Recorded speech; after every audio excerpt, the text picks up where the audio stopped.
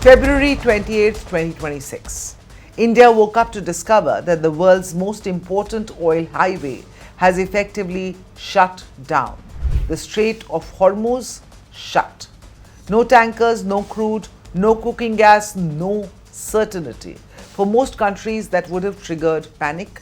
For India, it should have been a nightmare because before the crisis, nearly 45% of India's crude oil imports and almost 90% of its LPG supplies travelled through this narrow stretch of water. One blockade and India's full lifeline looked dangerously exposed. Except something unexpected happened. There were no endless queues outside petrol pumps, no massive cooking gas shortage, no fuel rationing, no steep spike in petrol prices. In fact, across 4 months of Hormuz closure, Indian petrol stations stayed open, LPG deliveries continued, and retail prices rose by roughly just about 7% against a global average of 25 to 30%. Over 100 days later, while the strait remained disrupted, India had quietly won what could be called the Hormuz battle without firing a single shot. So how did India pull it off? The answer begins years before the crisis even started.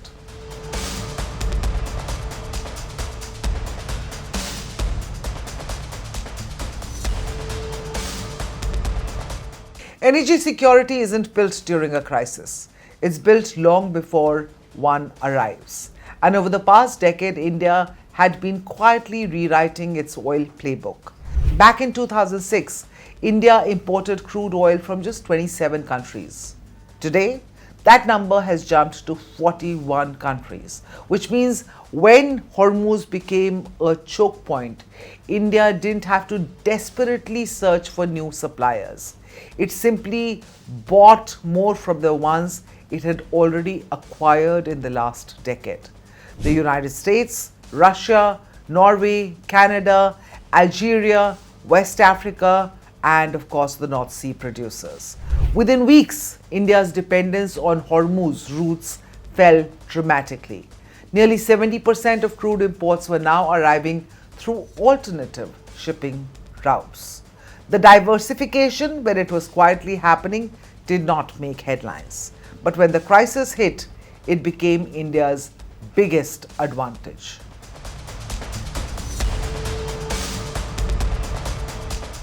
Now, buying oil from 41 countries sounds impressive, but there's a catch. Not all crude oil is the same.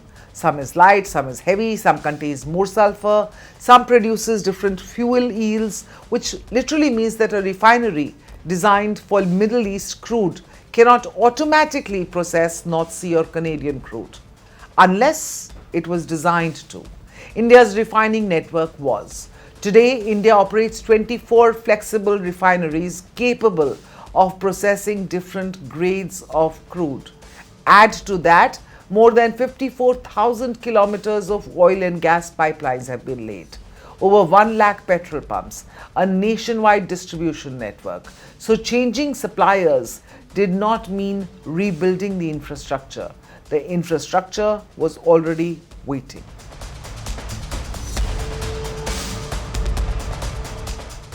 Let's come to cooking gas, where things could have become politically explosive. Because LPG isn't just another fuel, it's what millions of Indian households use every single day, especially under the Ujjwala scheme.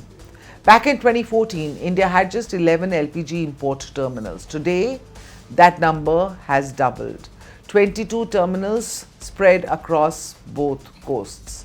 Why does that matter? Because if one shipping route gets disrupted, another terminal can still receive cargo from somewhere else. That is redundancy by design. Actually, within 8 days of the Strait of Hormuz's closure, the government invoked the Essential Commodities Act and issued an LPG control order. Refiners were directed to adjust their product slate. Domestic LPG output rose from roughly 35,000 to 54,000 tons a day within a week, substituted for the lost Gulf cargoes. Now, some facilities that had never in fact produced LPG before were reconfigured to do exactly that. And behind the scenes of all this activity, there were government officials, there were refineries, there were importers, there were shipping companies who were working almost around the clock to make sure that Indian kitchens never really ran out of fuel. All this could be done only because India already possessed sufficient indigenous refining capacity.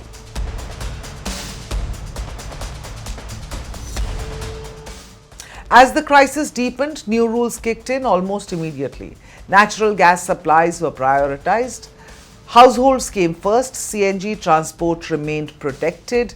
LPG production got top priority. Industries were asked to consume less. Fertilizer plants accepted reduced allocations. Even refineries were told to operate below their most efficient levels. Nobody liked the restrictions. The industry certainly didn't, but everyone understood the objective. Protect consumers first, manage industry second. It was classic wartime resource allocation, except this wasn't a shooting war, it was an energy war.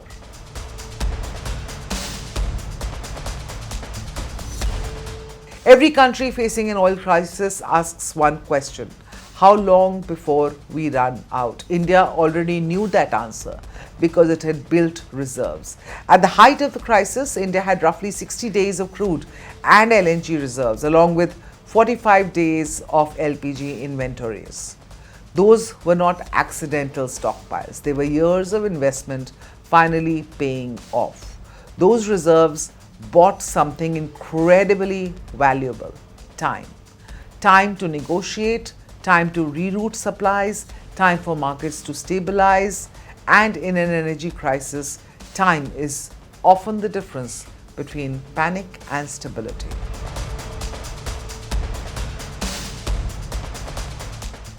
Then came another breakthrough. In late March, India secured something very few countries managed: a diplomatic exemption allowing Indian commercial ships to transit through the Strait of Hormuz despite the border disruption.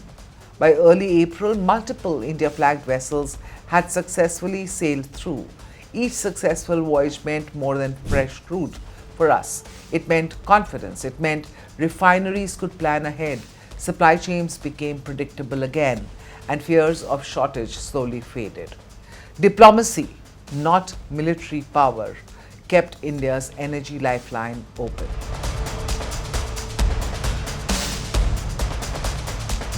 And finally, to the interesting part, consumers did not pay the bill, at least not all of it. Oil companies took massive hits. The government absorbed huge subsidy costs. Excise duties on petrol were cut. Export levies were imposed to keep fuel from flowing overseas. LPG subsidies were maintained, which meant even though international prices surged, the average Indian saw little change. That stability was not free, someone paid for it. The government chose to shield households rather than pass on the shock.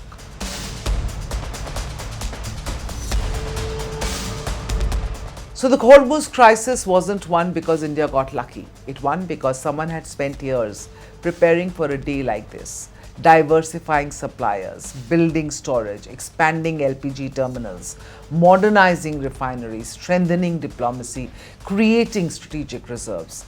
None of these projects generated viral headlines when they were built, but when the world's most critical energy choke point suddenly became unusable, they became India's insurance policy. The opposition is free to criticize the government, and that's exactly what an opposition is frankly meant to do. But the events of the past 100 days reveal something difficult to dismiss. When one of the biggest energy disruptions in modern history unfolded, India's fuel system did not collapse. Its petrol pumps stayed open, its kitchens kept cooking, its refineries kept running. And in a crisis where firing a single bullet wasn't the objective, India may have achieved one of its most significant strategic victories in years. This is Times Axis, where global stories meet India's perspective. Click on the bell icon to subscribe because the next big global shift will have India at its center.